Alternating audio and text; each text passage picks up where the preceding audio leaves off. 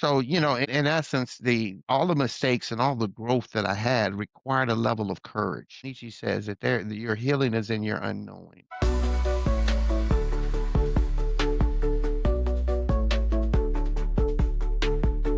My friend, it's very good to see you. I appreciate your time and thank you for being here with us. You're one of the most important people in my life. We were talking about the longevity of our relationship and what we've been through, and I've known you.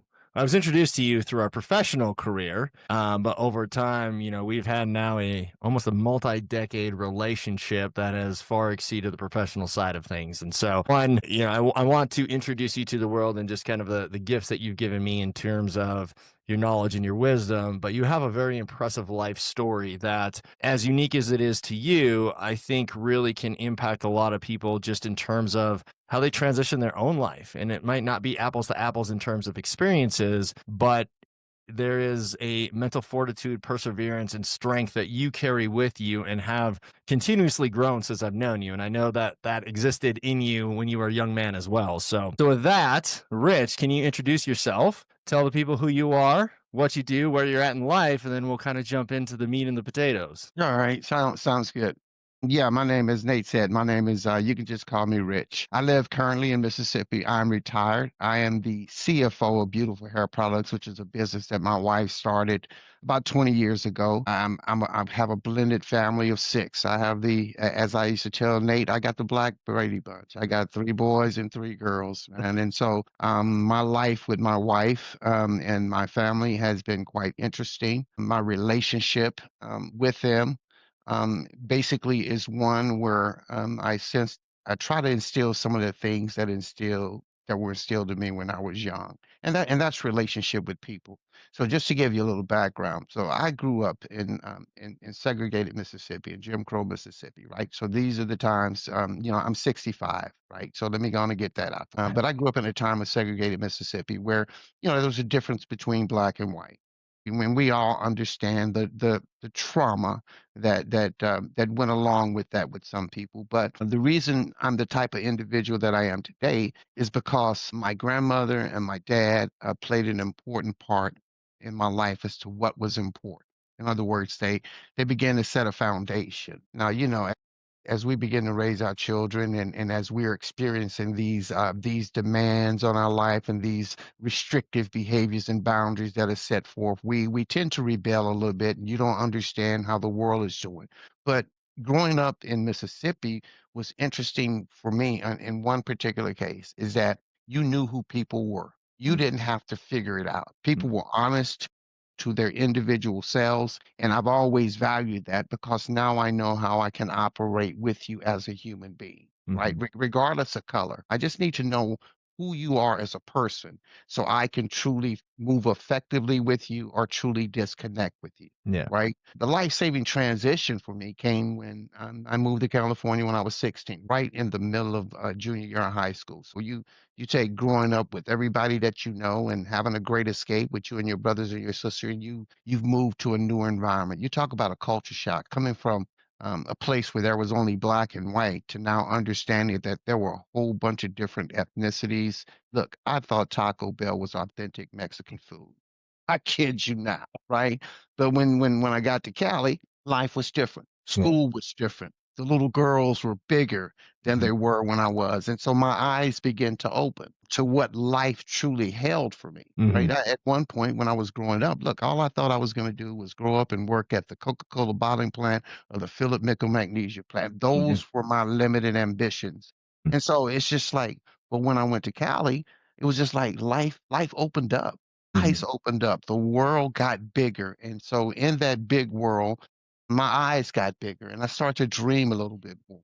Now, keep in mind, I hadn't forgotten my roots, but at the same time, I had a little bit more freedom with my mom, right? There was a little bit more responsibility laid on me because of the type of lifestyle that she did. And that was cool. And we navigated those. I eventually fulfilled my life goal to join in the Navy. And this is the time when the transition of my life took place. This is a time where, as they said in Armistead, eyes free, make us free. We can go and live our life like we want to without any restrictions. And this was a lifelong goal of mine to go and be in the military and, live my life the way that I want. It wasn't a job. It was an adventure. And let me tell you, bro, I lived it like an adventure.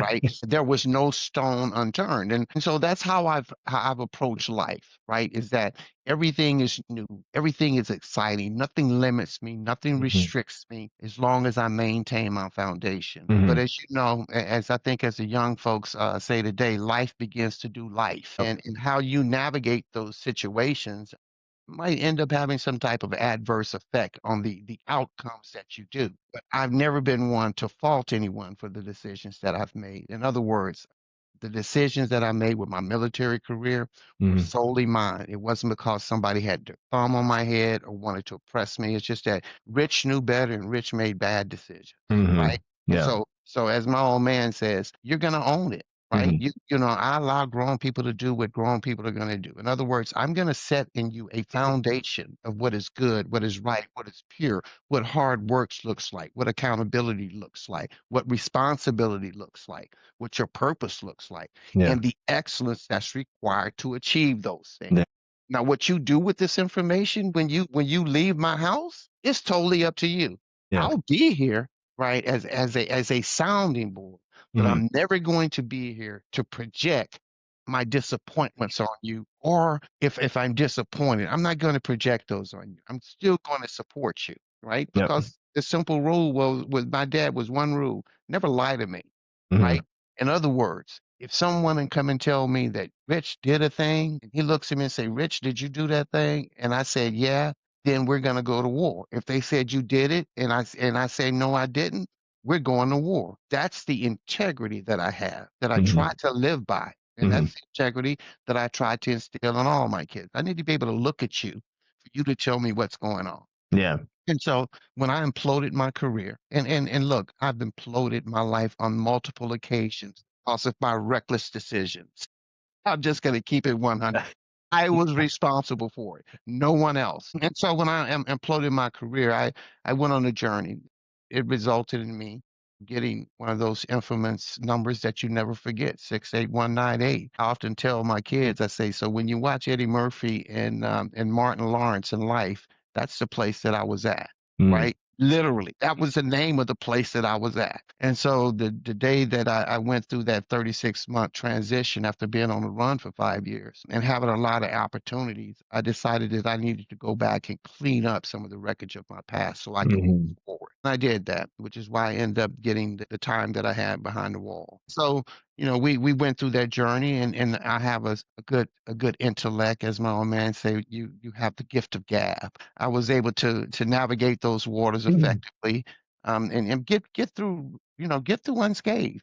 And that was only by God, because I was reconnecting to my spiritual connection. I was putting things aside that weren't conducive to where I wanted to go in life, and I took ownership of that. But just like everything else, it's short term, man. Yeah. Especially when you're 22, 23. It gets you to a certain point, and then you go like, yeah, okay, I got this. I got this will, Jesus, give it back, right? Yeah. And so I'm doing my life, and end up moving back to California after I got out. My brother sent for me and got in town the night that Buster Douglas knocked out Mike Tyson. Yeah, that was my first night back after freedom. And we sit there and we chilled and started on the path to utilize some of the skills that I had. Got into a work pool. I was doing pretty good, and I often say I should have me too people.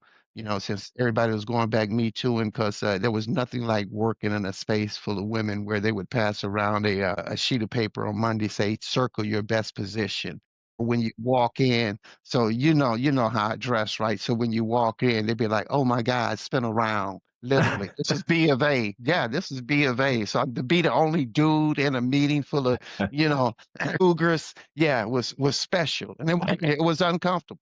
And so I never went back. And long story short, I went on another journey, and this one I delved heavy into alcohol and drugs, and to the point that I ended up being on the streets. So I left my brother's place, and he never knew that I was on the streets of San Diego, and I spent 18 months. living on Mhm. the streets of San Diego. And, I was telling people, look, I was dumpster diving for dumpster diving was cool. I'm the reason why you can't take a shopping cart off of a parking lot. That's why they put locks on them, Yeah. right? And Yeah, yeah. and so, it was seven of us, and we made a pact, and we rolled that way for like 18 months. And then one night, I was out or getting ready to bed down for the night, and something happened, and just something said, you know better than this, and you have a better purpose in your life than what you're Mhm. Mhm. and you need to leave here. And for years I had, sold my plasma. So I'm gonna be transparent here. So it's all good, right? Look, what my experiences and my pain hopefully serves as a helping point for somebody else, because it can never be used against me, because it's who I am. The combination of our life experiences define the individual who we are today. And I'm grateful for every one of those experiences in the early years of my life. And so I got up and went down, and this lady came up to me where I was on 12th and Broadway. I used to hustle pool, and I was on 12th and Broadway, and they were feeding. And she came and she said, young man, look, I don't know you, but I have a message that if you don't leave this place in 3 days, that you're gonna die. Right. And so it's like, yeah, okay, whatever. Right. And so the next day I went back and she said, you're still here. So we're gonna come and we're gonna pick you up, and then we're gonna take you to church. And they picked me up and took me to church and gave me money, and I got loaded. I mean, I got blasted, bro. And so the next day I had picked up this little flyer, how to catch a bus from LA to San Diego, from San Diego to LA, Mhm. with for like 135. I went down to my local plasma center to donate, and the girl said, "So Rich, how you feeling?" I say, I feel pretty good. She said, "Now, if we test you and you come back with some Sudafed and stuff in you, you're going to be banned for life." And I say, "I'm good with that, because I already knew it. That was going to flunk, right?" And they flunked me, and I grabbed my little duffel bag, and went down to the waited on the bus stop. And the linchpin of the moment is when I got off the bus. It was pouring down raining. When I got off the bus, a young lady that I was dealing with in high school was getting on, and she looked at me. She didn't even recognize me, and it was at that point that I had said to myself, something's got to change. Mhm. So I started a journey, and the journey wound me up in San Diego. Put me in LA first, and so got to the Fred George Jordan Mission, and it was cold, it was raining, and they was just like, man, they say they don't have any beds or anything there, so you know we're just standing here with a hope and a prayer. I say, Yeah. well, it's 12:30, so I'm standing there, and these three dudes open the door, and they just basically called me out and came and picked me up, and they put me in a chair right by the kitchen. And so I sit there and I slept, and I got up. I called my mom the next morning, and let her know that I was okay, and visited some people. And then after that, it was just like, what am I going to do? And so I said, there's a place called Long Beach. I grew up next door to my hometown. There's a city called Long Beach. And since I grew up off of the Gulf of Mexico, I'd never been too far from the water. I took a train, and took the Blue Rail, and went to Long Beach. Had $3.65 in my pocket, man. And when I get there, went to a place was called COA, Christian Outreach Center. When I get there, it's like we don't have any space, and so but the Salvation Army is taking pace and taking people, but they're booked. And so I say, okay, how far is it? So it's like a mile down the road. So I got the address, and I walked down there. And when I walked in, the guy asked me what my name was, and I told him, and he said, if you are clean, we have a place for you. It was a 6-month program. So I was clean, and I got in, and from there my life began to move on. I met my first wife there, Mm. and graduated and started working for their company. I had no kids, so I started working, with the Salvation Army as a dispatcher. But I was still in the manpower work pool because of my clerical skills. So they called me up one day and they said, "Hey, we have a 30-day assignment, and it pays, X amount of dollars an hour," which was $4 more than I was making. And I told my wife, I say, they offered me this job, but they said it's only 30 days, but it's $4 more an hour. Yeah. And she said, well, we've always asked for something better, so this is a shot.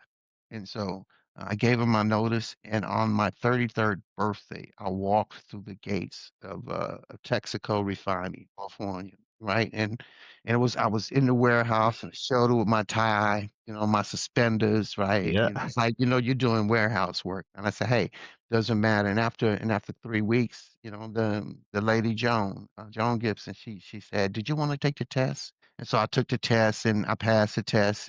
But then the young lady who I was replacing for 30 days ended up being gone for like 6 months. Mm, So that 30-day assignment actually turned into an 18-month assignment. And I had, with the ability of my mindset and being clear and being refocused and something that was bigger than myself, which was my wife and my son Brandon. Yeah, I got hired and began to move through the ranks, but I began to understand a difference about California people and Mississippi people. And the difference was is that a lot of the people that I met in California were just a facade of themselves. They would present themselves to be one way, but in mhm. actuality, they were totally different behind the Yeah. scene, right? And it took me that was my naivete, right? I never understood, even when I was in school, I never fully grasped the depth and breadth of the usury of people. And it Yeah. was it was at it was at that point I began to understand that there are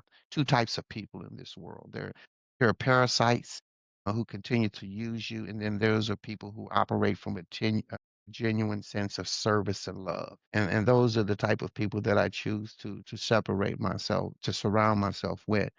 My career began to blossom. I began to do great things, and unfortunately, the marriage didn't last. And I'm now with my current wife, and that's when you and I met during that transitional period. Sure was. I think you were going through a transition yourself. I mean, I was. so Absolutely. so, in essence, the all the mistakes and all the growth that I had required a level of courage. And what do I mean? There's all Nietzsche says that your healing is in your unknowing. Well, what does that mean? That means that what you don't know might be the answer to your problem, but you have to have the courage to go seek it out. So a lot of us don't have the courage to go and seek out the things that could be the answer to what we're going through Yeah. because of social norms or concepts of how we begin to move, whether it Yeah. be spirituality, whether it be religion, whether it be meditation, whatever it may be that might hold the answer to move you to the next level of your life. We become paralyzed by fear Mhm. because that's all we know. And when I shared with a couple of people is that I would have been that same individual had not my mother saved my life and moved me to California. When you limit yourself to a 50-mile, a 25-mile radius, Yeah. that becomes your reality, that becomes your world, and all the information that you receives Yep. becomes real. Yep. Now you're basically thinking the shadows are bigger people waiting to destroy you when in actuality the shadow is a reflection of you. And so when other people go out and tell you, no, no, that's just you, they begin to push back on it. And Yeah. so it's important to expand your horizons beyond what you think you know, and yourself up to things that can give you a different perspective.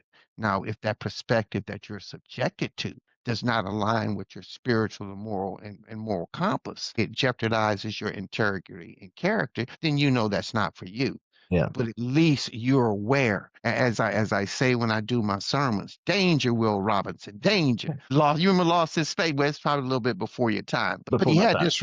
Yeah, he had this robot. Like they were lost in space, and they had this robot used to go out with a kid, and when danger would be lurking, he just yelled at. Yeah. But in our own lives, we have these signals that let us know that things aren't right, but yet we still push toward it and we wonder why the results that we receive are exactly what we intuitively know Yeah. what was coming, right? Yeah. There's a part in my recovery journey that say you will intuitively know how to handle the things that used to baffle you, right? Yeah.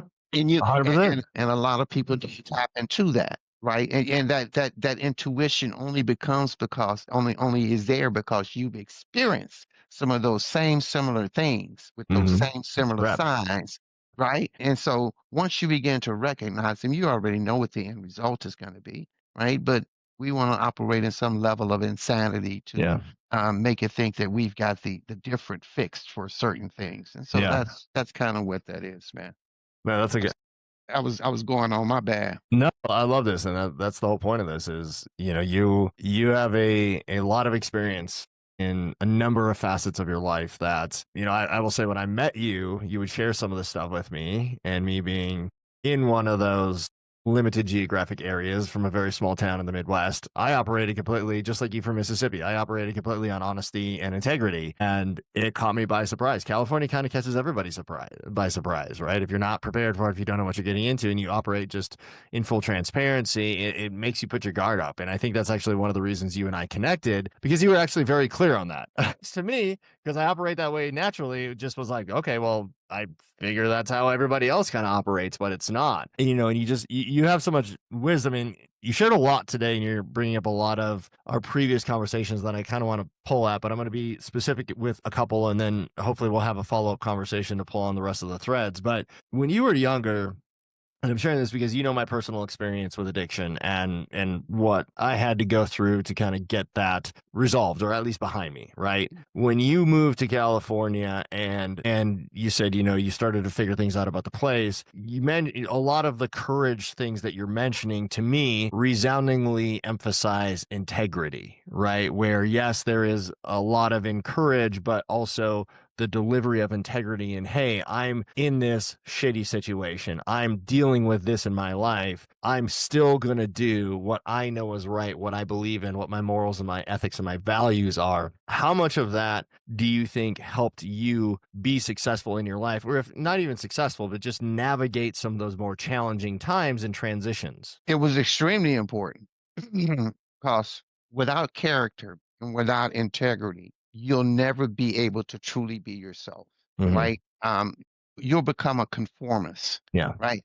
In other words, people will project on you what they think you should do and how you should move so you can achieve much more, so you can achieve wealth, so you can achieve success, so you can feed all of the eye candy of life. But if you do that, then you're no longer the foundation that was put into you, right?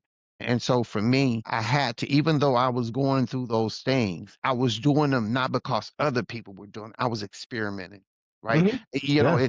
it's one of these things, man, where they say you actually become who you surround yourself with, and so it's a slow, steady process, right? And before you know it's on you and you don't even recognize Yep. yourself, which is Yeah. what happened. Like I tell you, when I Mm. got off, the girl didn't recognize me, which means that I didn't recognize myself. I wasn't even a smaller image of me.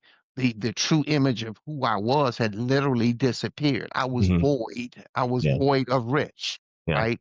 And so when you choose not to plant your flag in character and integrity, you won't be successful Yeah. because you have nothing to fall back on. The essence of who you are is lined up as I tell my sons, look, I've given you a crest. Don't go out and tarnish my name. Don't go out and lose yourself, right? Hmm. And start trying to be someone else in the image of someone else. And it's the same thing when kids are dealing with peer pressure. This is where we have to let them know that their integrity and their character is what will define them. People aren't going to show up when the best eulogy that you can ever say to me is that Rich never gave his word and didn't follow through. My kids will tell you, I don't break my word. They would be upset because I don't. How come we can't have an answer right now? Hmm. Because I need to think about it. Yeah. Why? Because when I tell you I'm going to do a thing, you can be assured that I'm going to do that thing, right? Hmm. Because so many people, whether you know it or not, their lives depend on you doing what you say you're going to Right. do. Whether it be from an emotional level, whether it be from a physical level, whether it be whatever supportive mode that they're expecting you to meet, Hmm. when you say that you don't do that thing that you said you was, it has an adverse effect. Yeah. It doesn't even show that you're operating with love. Yeah, I refused at any point and just a quick example, when I became involved in the union, there were plenty of opportunities where the company would come and say, hey, we want you to take this position after they had rejected me for Yeah. those very same positions. And then Yeah. they start getting the heat. And now all of a sudden you want me to be a part of your team. No, I have a bigger cause than myself. Yeah. And I think a lot of times, right, especially those of us that are married, when we're single, we don't, we're pretty much, wavering, right? Yeah. But those of us who are married, or those of us who are connected to something special, Hmm. realize that it's only special if we maintain our character and integrity, Yeah. because those are the very things that they're going to use to try to destroy the essence of who you are. It isn't how much money you got. It's about, let's find something of their integrity Yeah. where they're flawed, and let's bring that to the forefront so we can make them to perceive them to be a fraud. No, 100%. And we can, there's plenty of examples right now in the political Yeah. environment that you can see. But I'm curious, the reason I'm kind of poking at this is, when I was kind of going through my own situation, which, there was a lot of drifting, and it's what I call, like, I wasn't able to stand on my own 2 feet, right? There was a lack of confidence based on something in my life. And I realized I was making a lot of excuses because something had overtaken my life. But I've always had a mentality, and I had to transition out of it, that I never understood why people would say something and not follow through. Why, right? Like, if I tell you something and then I didn't book my schedule in the right way, or I didn't get it done, it's not difficult to tell somebody, hey, I'm sorry, I ran out of time, I just forgot, or, whatever, didn't prioritize this the right way. Yet we make all these excuses, which diminishes our character. And it took quite frankly, it took my ego getting shattered to really rebuild that and stick to it. And I'm curious, when you were in your younger ages, did you feel that same way, or did you have to kind of rebuild and say, all right, now I understand I'm not following through with integrity, with intent. I'm just, like, you use the word experimenting. Like, I'm experimenting. I'm just kind of doing things in life, but you ultimately ended up making a lot of excuses, when in reality, as you were transitioning out and rebuilding your life, you had to take control. Yeah, I did, when as it related to my dad and my grandmother, Yeah. right? The situations that I put myself in, even though I made them, right, made those decisions, I had made a commitment to them that I was going to truly uphold the foundation that they had planted in Mhm. me, right? This would be the launch pad, right? This would be my launch pad for my SpaceX, right? This is me moving up into the atmosphere, but as in the early stages, right? Stuff blew up and wouldn't land just right. You know what I'm saying? So, but at the same time, I didn't take those situations and shift them onto someone else. I had to have the integrity to say that I am the one that's responsible for this, and I don't need you to. I understand that you're supporting me, but I don't need you to try to fix this for Yeah. me, Yeah. right? A lot of times, even in our recovery, right? People want to try to fix stuff for Yeah. us, not understanding Yeah. that we have to admit that we're powerless and give our lives over to God as we understand it. They want to supplant that and say, "Well, let me help you fix this. Let Yeah. me do," and that gets in the way of us being accountable to the characteristics that they put into us, the level of integrity that they expect us to represent. Yeah. They're supplanting that and not allowing us to stew. Look, Mhm. life, when you go through things in life, sometimes you have to stew in your mess in order to have true self-reflection. And a lot of times it is the self-reflecting part that people can't sit through. As an introvert, I love it, right? And so, I'm introvert with extrovert personalities, but I spend a large majority of the time when I was going through my experience by myself, having conversations with God, and trying to lean in to be a better version of myself, not Mhm. for other people, but Mhm. for me, Yeah. right? We know what we're fully capable of, Yeah. right? The problem is that we always want to do it for other people Yeah. instead of doing it for number Yeah. uno, right? Yeah. And once we focus and reset and realize that I'm the most important part of this equation, then a light goes off. And then when that light goes off, we begin to see growth. We begin to see harmony. We begin to see love. We begin to see success. We Yeah. begin to see different people pop up into our lives to feed us little nuggets that's going to keep us on this journey, That's right. right? That's right. But when we don't do the self-reflection and are actually transparent about our own faults, right? See, you have to take the catchphrase today, right? Accountability. No one's accountable. Well, the only person you really need to be accountable to when you're in your mess is you. Yeah. And Yeah. then that accountability will lead to some form of confession for Hmm. those that you have hurt. We call it making amends, Yeah. Yeah. Yeah. right? And so as we go through this, I think oftentimes we forget about that. We forget about that we need to be accountable to self, right? Take ownership of not just some of it, but all of it. Yeah. Because you know what it's based on? Mm. Your decision. That's right. Right? You chose who to surround yourself with to get this bad information. You realized it was a bad apple when you just start to hang out. You Yep. already saw the warning signals, but yet it felt so good. Yep. Sin state always feel good. Sin state always looks good. Sometimes we need to, I mean, it takes a full unpacking, but you can't do that if you aren't doing some honest self-reflection. And Yeah. you have to have those hard conversations with yourself. You do. I agree. I completely agree. And it's funny. I actually had dinner with somebody on Tuesday night whose wife is a severe alcoholic, and he hasn't drank in 6 years, but she's got all the symptoms. She's in the denial, and he kept using phrases about, I'm enabling her, and this is my fault. And at some point, it brought up so many things in my personal experience, but I know it reflects with yours as well, where it's everybody has to at some point. You either have to do it to succeed and push through and be successful on the other side, or you dwindle in the abyss. And that is just, you have to be responsible for your own actions. You have to understand what you can control, and you can't control anybody else. And that's actually the thread I wanted to pull on for you, because I knew your story. I'm going to throw a couple of things that really resonated with me when I first met you, right? So I'm this kid from the Midwest coming to Los Angeles, right?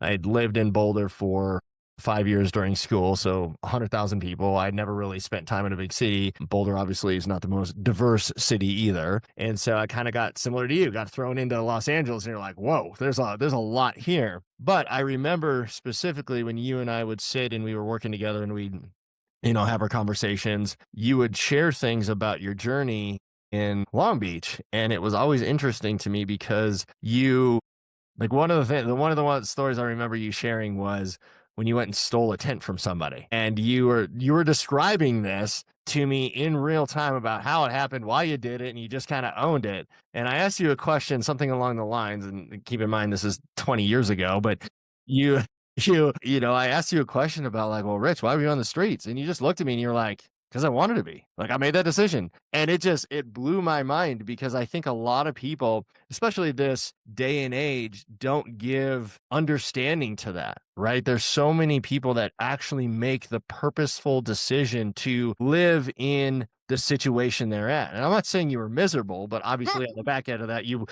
look back and you say, "Hey, I was experimenting," but you did it with intent. You said, "I'm going to do this. I'm going to cut off all communication. I'm going to go live on the streets. I'm going to experiment. This is the part of my life where I am at." And I want you to explain the mentality of that a little bit more, because it applies to people that maybe are in a part of their life where people are, quote unquote, trying to fix them. And they're like, "Listen, you can't change my mind. Like, I want to be in my sorrow. I want to go try new things. I just want to be here." What is that like for somebody that's actually doing that? And what's that mentality? It's called peace, Nate. It's called peace, right? When, look, streets, I don't regret it, right? I do not regret it because the situation that happened with me going on the streets was I had a falling out with my sister, right? And she was like, I need you to do this. And I'm like, you know what? Before I continue to give you all of my money, I will go live on the streets, and before I continue to live with all of this grief, I will go live on the streets. And she was like, well, go ahead. I'll call and tell mama. I said, well, go ahead and call. And so she left. So she left the house. And when she left the house, I went and grabbed a sheet and a comforter and packed my little stuff up and left a note and said, Asta, I see you. And that's when I went and left and stayed on the street. I had a community that I feel that I became a part of on that is that we were all just looking for peace. Mhm. Right. We weren't looking for responsibility. We weren't looking for conflict. We weren't looking for obligation. We weren't looking for people's sympathy. We just wanted to be left alone. to Mhm. ourselves, to our own little community. That's what we wanted to do. And so there was a ritual. All right, you three go out today, bring bottles and cans. We do that, and we'd have food, and we'd have party, and we'd sleep under the stars. I mean, hell, people pay that to go camping, Yeah.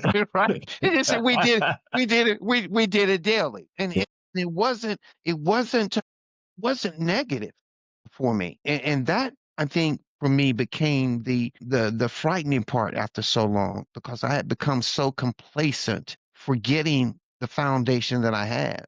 I Mhm. I was literally, bro, without a conscience.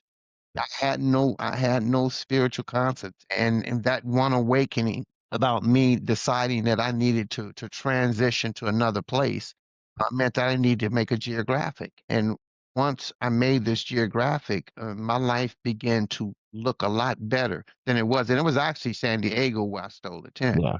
At Oh, was Colina it del San Diego? yeah, Yeah. Colina del Sol Park. My Yeah. my first night on the street, man. Mhm. I was at Bellport. I caught the bus and I went downtown to Balboa Park Mhm. at 3 o'clock in the morning. I'm new to this thing. At 3 o'clock in the morning, the sprinklers came on underneath the blanket that I was in, and it's like 40 degrees outside. Oh, whoa. So it's a mess. And then I moved inland a little bit.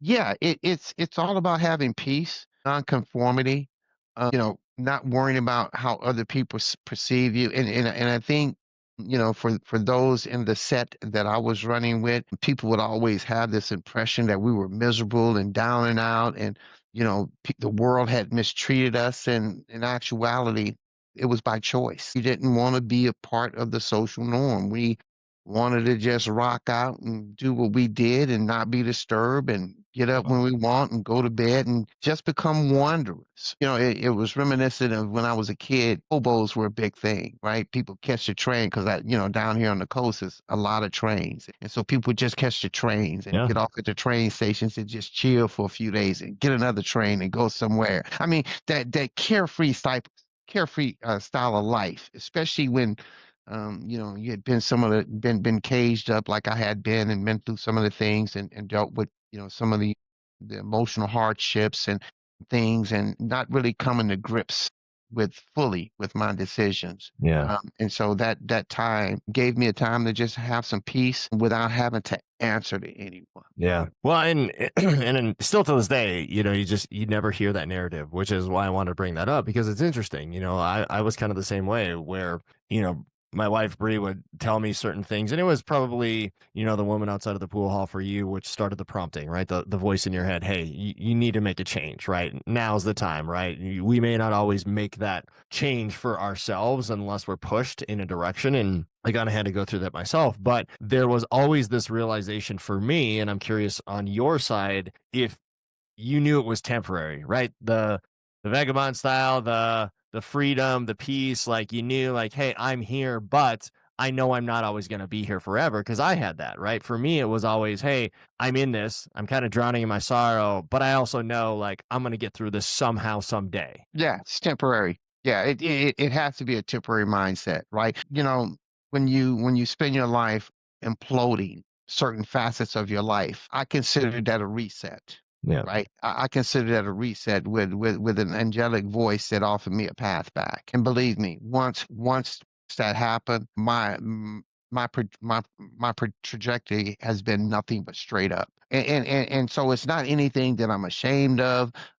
It gave me, when people say, "Oh, you need to get therapy, you need to go," that was my therapy. Yeah. That was because what it actually did was, Nate, is it said, this is the result of all of those decisions that you made. All of these have come to you being here, right? And now there's a period of what I talked about earlier, self-reflection.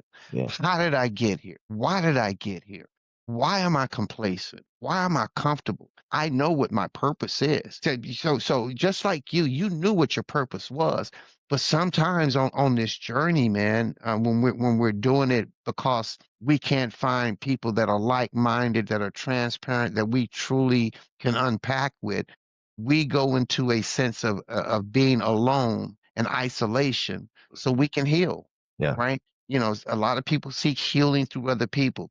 I can only heal myself. Yeah. right? I don't need you to try to introduce some antidote or some way to heal me. Only God can heal me. Yeah. And I need to be transparent with him about the issues that I'm dealing with in my life so that he can remove them from me and move me to the next level. In Yeah. other words, I was hiding in shame, right? He was looking, Rich, Rich, where are you? Who told you you had sinned, right? Mhm. This is where you were. But then he clothed me and put me in my right mind and began to put an upward trajectory in front of me. Now, keep in mind, it hasn't been perfect, right? But I haven't regressed all the way back to where I was because the human in me, my human nature and the daily battles that I deal with often sometimes cause me to have a shift, but never something that I can't recover from or something that will ever put me back where I came from. Mm. Plus, I know the danger of that, right? Yeah. It doesn't, this is why they say it's progressive. It doesn't stop, man. It picks up as though, Yeah. matter of fact, it gets even worse. Yeah. And so does the situations that we encounter in life when we continue to make the same bad decisions. Yeah. Right, Yeah. right.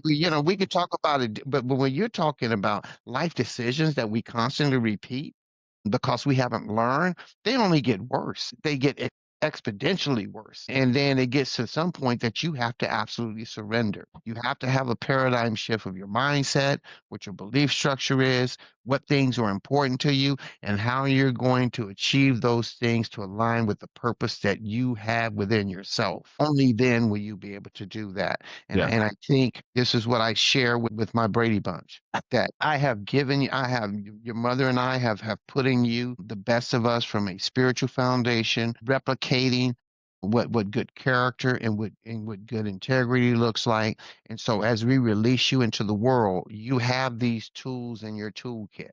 Now, when you get to the world, there's one simple philosophy, and they all Mhm. sing it in harmony. What is my motto? You allow grown people to do what grown people are gonna do Yeah. because you have to go through life after you leave me. You have to go through life and experiences the ebb and flow, the ups and downs, the joys and the pain, so you can begin to develop a sense of wisdom, a sense of understanding of what is good, what is pure, a sense of who you are as an individual, and a sense of what your purpose is and what it is going to take for you to achieve that. I can't put that in you, Yeah. right? I Yeah. can only give you I can only give you a foundation to build a house on. You're going to have to build your house based upon the plans that you have in your head. I mean, so yeah, exactly. And that's well stated. Adults are going to do what adults are going to do. And everybody has to adult at some point, right? And the foundation can be there, but at the same time, there's no substitute for experiencing it. At some point, you have to build. And it's interesting because as you know, with habitual growth, our goal is to get people started, right? We're not trying to see you through all of your entire life, but it's trying to say, hey, you've got this. You use the word purpose. I think a lot of people, myself included, struggle with the word purpose because I'm not sure people have that clear vision, especially right away. So it's Mhm. potential. There's something in you, you should be doing. You know what you need to do. You just aren't willing to do it yet. And at some point, there has to be this reflective period where you do get going. And I share more often than not with people, and I probably should be more vocal about it. I view everything as temporary, right? Doesn't matter if you're living on the streets, doesn't matter if you're addicted to something, doesn't matter even if you're in jail, doesn't matter if you're in the baby phase and it's challenging, or you're, working through a relationship situation, or you're transitioning careers. Everything is temporary, but you have to have the experience. And with that, you get the grace that you need to be able to give to yourself. You get the understanding that you can share with other people. And in my own personal journey, and I see this with you and your kids as well, when you go through those hardships, things become less important, right? It's okay. You're experimenting. I understand, right? Doesn't mean what you did was right. Doesn't mean what I did was right. But I learned, and I don't want you to fall into those same pitfalls. Or, you're going to have to figure this out, but now that you have that solid foundation. And I think a lot of people shy away from that aspect of it where it's like they just don't want to start because life is uncomfortable. There's a quote that I took from Jordan Peterson. I'm into a lot of Jordan Peterson stuff right now, especially his new arc into Christianity. But one of the things that he talks about is life is suffering. And I don't think all of life is suffering, but the idea is you're always going to be challenged. Life will never be comfortable. You might be sleeping out in the stars sometimes, but every once in a while it's going to rain, right? You might have to That transition part. cities, right? You might not have money, you might not have the best relationships, but it takes work. And you can't shy away from that work. You can't shy away from that build, that doing, that starting, because that that unrealistic expectation of I'm not going to be comfortable. I'm going to be comfortable all the time. Life is just going to give me the things that I want is just not there. It's not true, and it's such a fallacy that's spread today, especially with social media, where you only get the best glimpses of people's lives. Which is why I don't have social media. But That but is you but true. you're yeah, but you're absolutely right, right? And that's a good way to put it, right? There are look, this is the ebbs and flows that I talked about earlier, right? Yeah. You're gonna have to go through something. There isn't a straight line when you're dealing with life. There's gonna be some roadblocks, there's going to be some hiccups, but you know what the commonality is in that? Your decision, not what people are doing to keep you down. Mhm. It's you underperforming. It's you not being prepared. It's you not investing into your craft. It's not you investing into yourself, even. It's just this expectation that once I show up, things are supposed to be given to me. Life does not work that Yeah. way. And Yeah. so the world has now moved to what we call the participation model, right? Everybody that participates needs to automatically be rewarded, whether they've done the work or not. And Mhm. that's the sad part. And the most disappointing part is that we have another generation that's coming up that's embracing that philosophy. And a lot of people who are responsible for those little people aren't setting the foundations Right. that were essential to making them the individuals that they are, including with their imperfections. I don't, you look, I explain to my kids, I am not perfect by any means. The information that I give you so you won't make the same mistakes that I've made. Yeah. Right? Like I tell, here's another one of these, right? I have done more things in my life than you've thought about doing. So when you think about doing it, come and ask me so I can tell you what the result is. Yeah.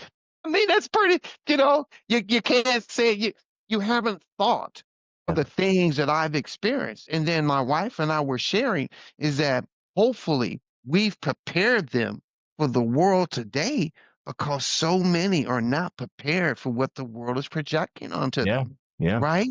And so instead of operating from a line perspective, they're operating from a sheep perspective, Yeah. right?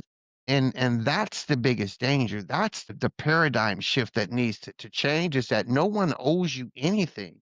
Mhm. You owe yourself to put the best version of yourself Yeah. out there for whatever you're trying to achieve. And Mhm. if that doesn't work the first time, you might want to go back to the drawing board and try to tweak it a little bit, right? That doesn't mean to throw the baby out with the bathwater, Yeah. right? I'll give you a quick story. In my Long Beach journey, I don't know if I ever told you about Sheldon Fiddler, right? Me and him in the Three Wing Circus when we were on the small expo and business circuit. Did I ever tell you? I don't Ever think tell you? so. I don't Yeah. think so. So Sheldon was a You're Jewish. helping out on me, Rich. Yeah, yeah. This is what he was a Jewish, and we sold a hot foil printing machine. I could have swore I told you about. Yeah. So we sold a hot foil printing machine, and we were on the small business franchise expo circuit. And so this was right after I had got on my feet and got out to Sally, and before I got married. And man, we would go to cities, and we drive everywhere. And we set up, and so we were known, as the Jew, the black with the three-wing circus, because he was a carny barker, right? When he was selling, he just be, and so, when you say that term, you speak so well, Yeah. right? Yeah. Yeah. So I was with Sheldon, and Sheldon let me do Asian. And so um afterwards he said, "Why you asking people? Why you asking people? Quit asking." And so, I was like, I said ask. He said, "No, it comes out ask." And so it's just like, okay, okay. So I took that, and then when he had to let me go, he came to me. He said, "Look, how much I owe you?" And I told him, I say, I don't know, $1,000, right? So he gave me the $1,000. He said, "Look, I want you to do one thing for me. You got great potential, but what I would like for you to do is to go and get some speech therapy, and help you with your enunciation, because I can tell that southern drawl in you every now and then. Yeah. And your mispronunciation of some words are going to hold you back from being the best version of yourself." Yeah. I didn't get offended by that. Yeah. I actually did it, right? Which Yeah. is which is which is why, when I sit down with corporate CEOs in meetings, they go, "That Rich, he speaks so well." Other people get offended and wonder why I don't. I allow people, Nate, to be the version of themselves that they don't often show people, Hmm. because people get uncomfortable when they see Yeah. that version. I'm not going to get uncomfortable when I see the real you. It Yeah. just gives me a sense to meter as to how much I want to engage with you, and on what level I want to engage with you. Yeah. It's that level of transparency that I appreciate.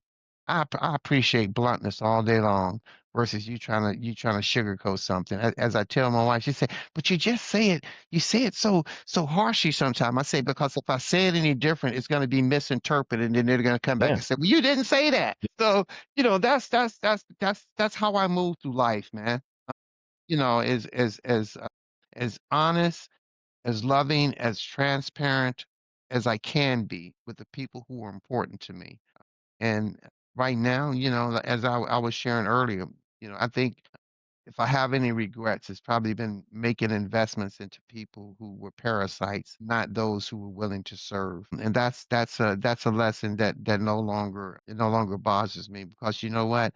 As I tell my kids, I say life and people in your life are like seasons. God gives the world four seasons, right? Summer, spring, fall, and winter, right? And I say every fall and every autumn, the leaves basically fall off and the trees are exposed to the harshness of the world. Yeah. Then spring, brand new coat shows up. So who are we to believe that some people are allowed to be in our lives forever? That's right. Actually, That's they right. just continue to wound us every Yeah. season. No, I think that's great. And you brought up two things that I just want to touch on before we conclude here. But one, what you brought up about, so I don't remember the story about, I knew you sold printers, but you actually, I don't think ever told me that you went to get speech therapy, which makes a lot more sense now. And I wish you would have told me that, because I would have had many more jokes in our earlier years. But I think, what really stood out to me in that, and I think this is a part of your journey. And when I say your journey, I mean, when you go through challenging things, right? When I shared, hey, I had to rebuild myself, you had to rebuild yourself. You had to rebuild basically your identity.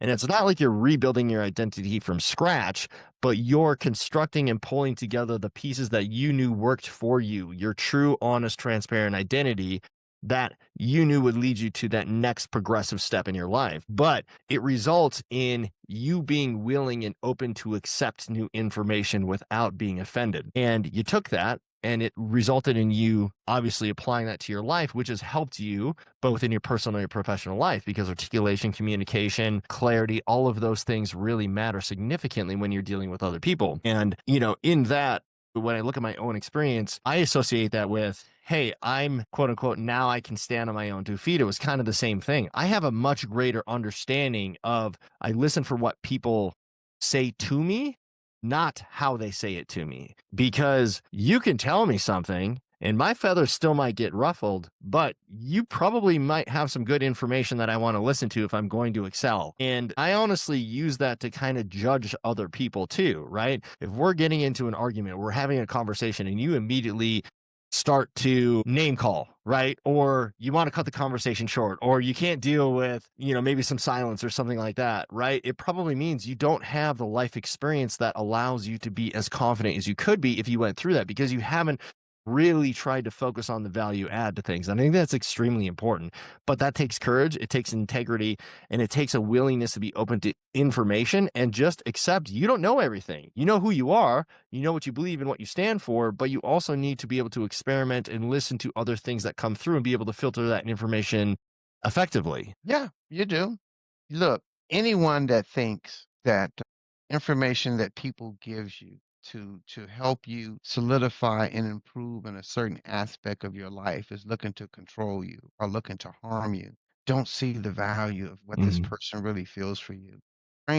Stranger will walk around and not let you know that you know you're falling short in this area. A Yeah. true friend will say, if you do XYZ, your chances will actually get a lot better to move where you Yeah. need to move at. Mm. Do XYZ. I know where I come from. I tell them I was country for country cool, right? So I say fit. I used to say fitness. Oh, yeah, we finna do here. We about to do this. You see, it's still in me, right? Yeah. But when you're having a conversation, right, in a certain environment, you need to be able to move in different environments with different people. And Yeah. there's nothing wrong with putting a new skill set in your box.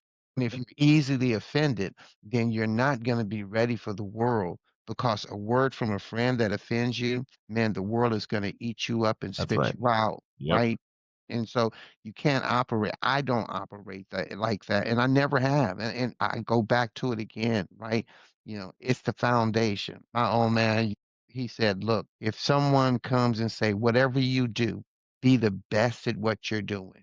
So in other words, if someone say, man, I need a ditch digger, that they're gonna say, man, that Rich can dig a ditch. I would call him to dig a ditch every day of the week. That's what you need to do. But Mm. unfortunately, I see today that so many don't want to apply their greatness to their craft. Yeah. They want a participation trophy just for showing up and not understanding the work that needs to be put in to Yeah. maintain that skill set and continue to grow to be their best self. In other words, we don't want to be our best self. We just want to be recognized for just being here. And Yeah. that's enough for me. Yeah. That's a lackadaisical attitude. That's a waiting an opportunity to blame someone else for your own shortcomings, Yeah. your own non-productive behavior, and your inability to achieve the things that you want to achieve. Yeah. Starts with you, not with anyone else. That's the way to end right there. So we'll wrap up here, Rich. Normally I ask how can people find you, but I know how to find you, and I know you don't have the social, so we'll keep it at that. I look forward to the next one. There's a couple other topics we didn't get to today that I really want to dive into you, but first and foremost, I just greatly appreciate you, your story, your honesty, and your wisdom. They've had a significant impact on my life, which I tell you time and time again. I'm never going to get tired of telling you that. And I hope this really impacts other people in the right way because you got a hell of a story. But most importantly, the ownership, the responsibility, the courage that you had to be you and in that have impacted so many other people is just extremely impressive because, as you said, it starts with you, it starts with me, and we're here to make the world a better place. Thank you for having me, Nate. Of And course. good luck to the habitual growth group. Much love, man. All right. Call me when we Thanks, get Rich. off. I All will. right. Peace.